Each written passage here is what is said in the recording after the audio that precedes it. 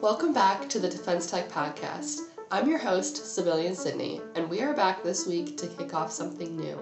This episode is a part of a new mini-series called Tech TALX, where we will intermittently release standalone episodes. Each of these special episodes will help paint the larger picture of the technology that's imperative to the DoD mission. On this week's Tech Talks, I'm meeting with Brad Kettner and Dan Wenk from Omni Federal. In this episode, Brad and Dan give me a new perspective on the digital services and methods that are necessary to make real progress in DoD innovation, especially in space. Brad Kettner is the Vice President of Space Growth at Omni Federal.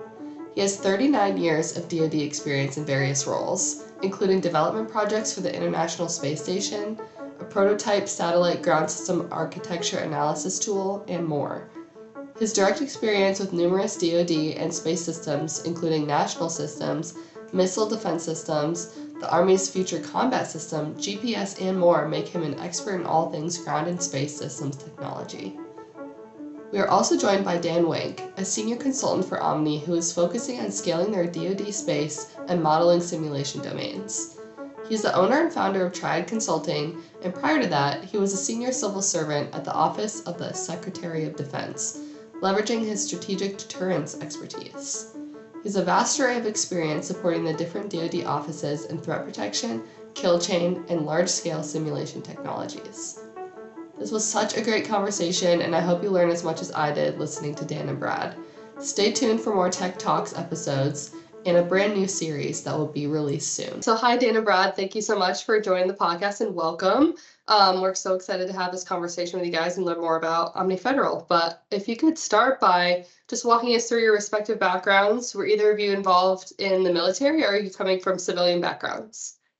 Well, thanks for having us, Sydney. I'm Brad, and I did start in the military back in 1985 down at Patrick Space Force Base.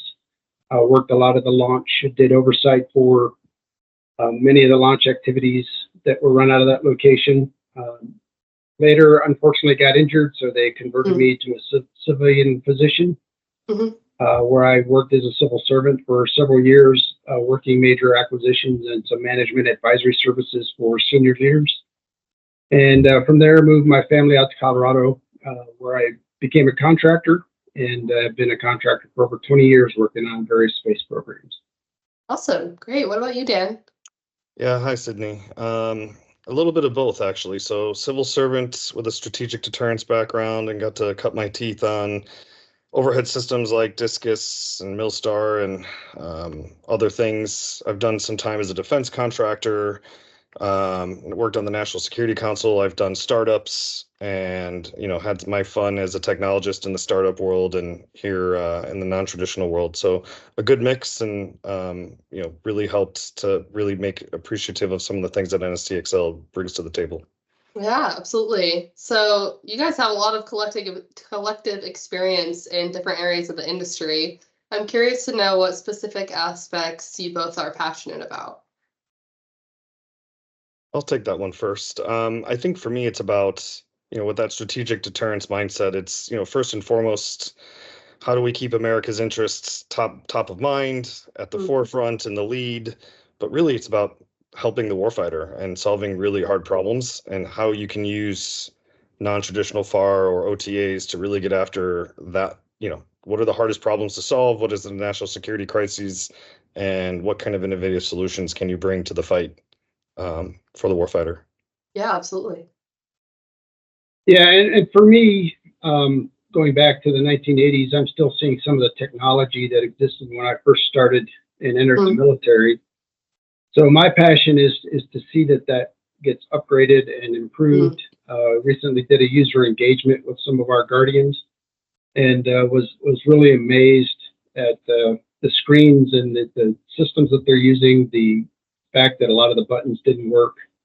So really my passion is to deliver to the warfighter some modern, usable technology that they're going to love to use, that can also be maintained for years to come, knowing that the tech refresh cycle can be in dozens of years versus a few years.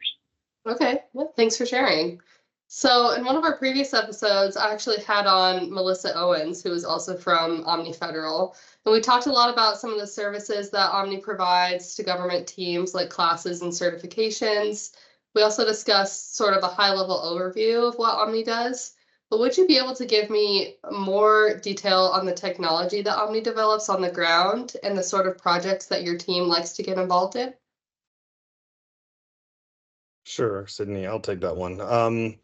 So as a commercial first company, right, Omni has benefited from a lot of innovation in the previous worlds, SBIRs, STTRs. So first and foremost, right, UX, UI experience, second sort of cloud and platform. So huge in platform one, cloud one type capabilities, software development as always, but really we're a digital and a data company. So we can bring solutions across a lot of that. And one of the nice things that we have found in the time that we've, stood up since 2017 is those capabilities are really about delivering. And so one of the things that we're most excited about is we are putting in place a direct award BOA, and it covers basically 11 Omni technologies, soup to nuts across those 4 areas. And I think like what Mel was talking a little bit about, right? There's the DU side and there's training, but then you also have operations, you have data support, you have business enterprise systems, you have geospatial capabilities. So really Omni really runs the gamut, if you will, across the mission storefront. But most importantly, it's about delivering for our customers. Okay, great. Well said. So there's just generally a lot of excitement and demand around space technology right now, as I'm sure you guys are aware. I'd love to get your perspective on what you think some of the real needs are that maybe aren't quite as flashy, but are imperative to the mission. What do you think those needs are right now? Well, it goes back to something I just said a little while ago, and that our systems are very dated. The tech refresh cycle, just because of the sheer cost, and of course the sensitivity to the missions and impacts to the missions. The government tends to lag on keeping things up to date, current. And so a lot of our end users, the warfighters themselves, the guardians, they're looking at antiquated systems that aren't particularly fun for them to use. They may be sitting next to each other, one telling them this is what's on my terminal so they can enter the data into another terminal. So just the little things like giving a good user experience that is often overlooked. They build these big, powerful systems on the back end, and then they forget about the person on the front end that has to be able to look at those screens and make decisions and take actions. Often I think gets overlooked. And then the long-term impact of the systems aging, I think gets overlooked. Logistics and upgrades and maintenance. These things often get thought about after the fact. In fact, in space, we launch satellites. We don't necessarily have a ground system that's capable of operating, sometimes ahead of the ground system. So just really, I think, focusing on how the system's going to be used first, I think is the biggest thing. And something as simple as the screen they're looking at, I think is something that's very important. Yeah. Dan, did you have anything you wanted to add? Not to add per se, just to complement, and I think it's resilience, right? I think as the nature of the threats have changed, as the the fact that space, when we first started putting some of these systems up, was a friendly place and there was no congestion or even really contestant. All the things that Brad just said, from ground stations to resilience to interoperability to options, to give our warfighters the best options to keep those capabilities running, we now need to think about. And so for me, it's, how do we look at resilience, whether that's in the traditional sort of strategic standpoint of multiple nines, whatever, or if it's just resilience as in like, hey, this goes away, I have this, and giving those operators seamless access to that data without losing something that impacts the mission, I think is where I'd kind of emphasize the need in space right now at the moment. Okay, yeah. So you kind of touched on this a little bit, but what are some of those SSC needs that your team specifically is responding to? I think anything that, to Brad's point, gets at modernization, brings at the enterprise and the scale, right? If it's got a ground station component, if it's got a data transmission or data integration aspect to it, it's definitely of interest or of very keen attractiveness to the Omni team. Sure.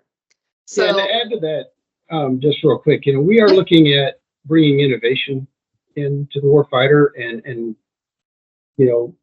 taking some non-traditional approaches to how we do this. I've been doing this for a very long time. I understand how a lot of the current system integrators build these big monolithic systems. And I've been around long enough to see how they age, sometimes okay and a lot of times poorly. But bringing innovation in that's going to keep us current and keep pace with our adversaries, to be quite honest. So we're looking for those steps. Those are the types of projects that we are really excited, is where we can help leap forward in innovation and technology. So speaking of non-traditional, Omni Federal is a small non-traditional company. Would you be able to lay out for us exactly what that means? What classifies a company as non-traditional, and how does that classification matter for the work that you do? Yeah, I'll take that one. We are obviously a non-traditional in the definition that's provided for an OTA type of a vehicle, and that we're small business.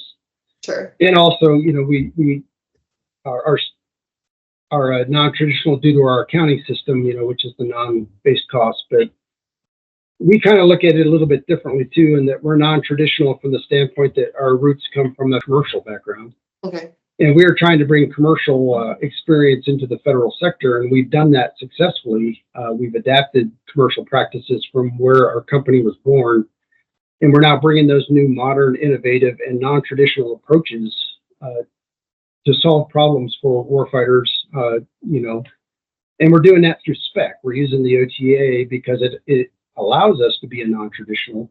Whereas a lot of the FAR-based approaches, you have to be more traditional in your responses and aligned to meet all of the different requirements that are put out there.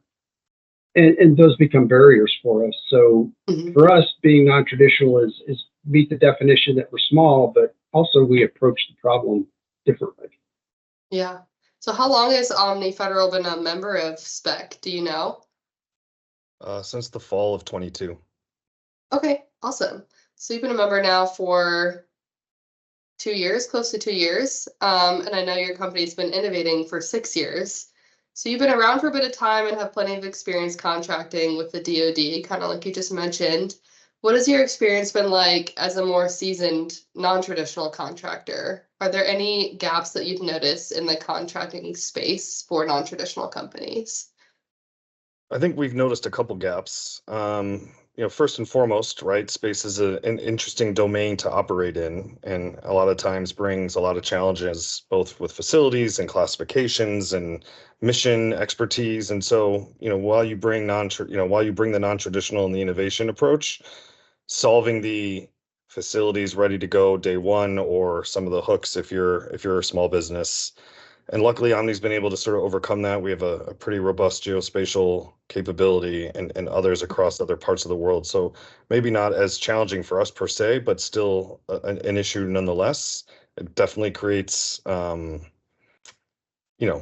gap in the sense that if you want to bring an innovative solution, but your customer's not innovative, or they're stuck with a legacy mission and they want it done a certain way, it means you have to be more creative. But luckily, Brad and I have been around this business long enough where creative is sort of what non-traditional kind of means to us too, right? It isn't just about the vehicle and the contract. It's about, to Brad's point, what are we delivering and what's the value? I think the other thing too, which, you will see evident in our Forge approach is teaming, right? In terms of Spec does a wonderful job encouraging teaming. Spec does a wonderful job talking about the value of smaller players or newcomers. But let's face it, right? This domain is really largely controlled by the large SIs. And so, it does create some gaps or create some challenges in terms of what companies are able to do in the event that Omni's never going to build you a space vehicle or a launch vehicle. But that doesn't mean that there isn't value to be added. So I'll stop there and let Brad chime in. Yeah, to add to that, the gap there is that, if we as a small non-traditional typically line up behind the large business, we are driven by their policies, their procedures, their tolerance to innovation. It's just another layer between our innovation and the customer and the end user. Whereas on Forge, when we were put out front, we can now drive that innovation. We can drive some processes that are a little bit faster. And even more importantly, it's allowing us to close one of the gaps that we knew we faced, which was facilities. We've been able to make some investments in facilities because we now have a very clearly understood project where we understand the investment that needs to be made. We just opened our first office out here in Colorado to support Forge, and we're putting the capabilities in there needed to support it long run. So it's actually helping build the defense, the defense industrial base by allowing a non-traditional to close those gaps, which are facilities, security clearances, SCIFs.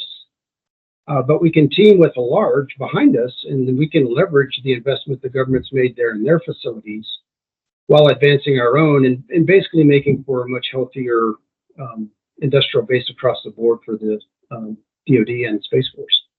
Yeah, so you both mentioned Forge, which is the Forge C2 project. Are you able to speak like high level about your involvement in that project?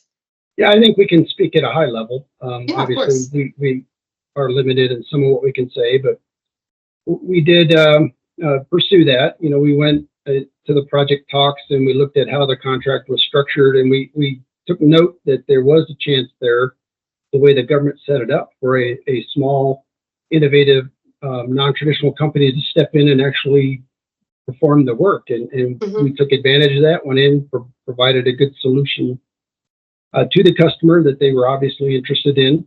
And it goes all the way down to how we did our teaming. Our teaming was flexible in nature. We have a very solid group of companies. And what I tell folks, the secret to Forge is not really a secret. We bring a single unified team of companies that can perform and deliver the same as a mid-sized to large company. However, we don't bring some of the overhead that comes with those larger companies.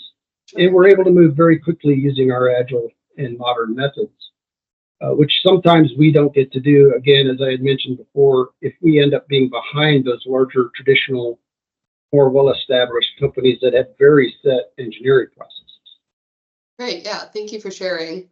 And kind of going back to what we were talking about with those gaps for non-traditionals, how has your team's use of the other transaction authority, the OTA, and involvement with spec maybe help to fill some of those gaps?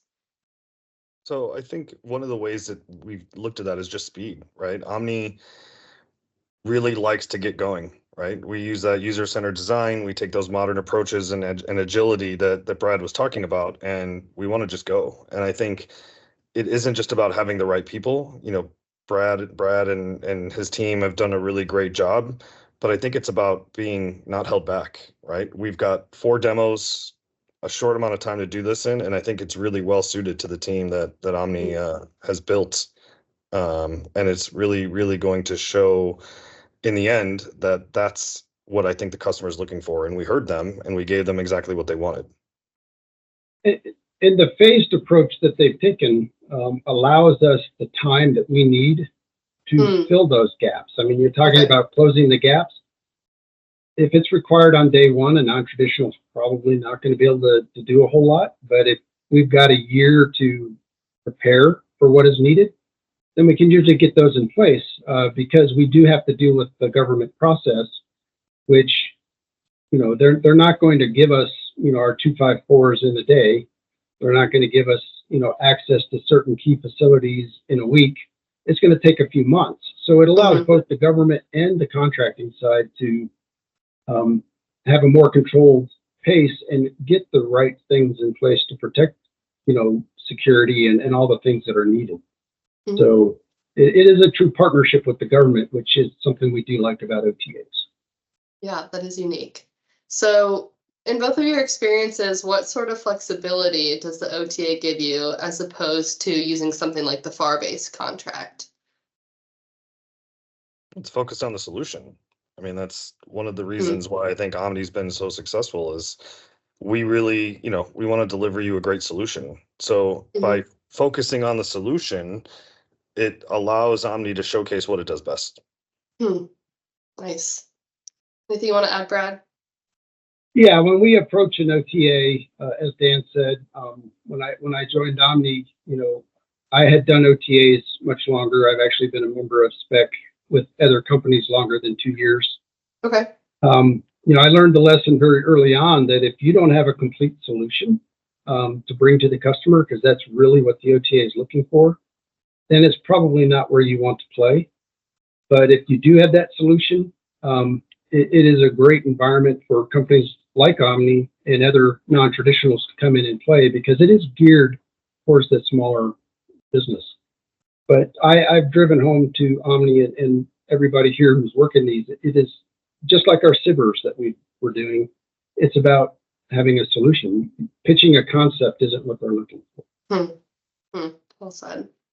So is there any advice that either of you would like to give to small non-traditional companies who are looking to get DoD funding?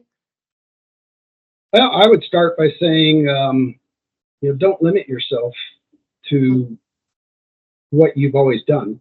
Look at what you're doing now and figure out how you can apply that forward and how you can apply that to a current problem.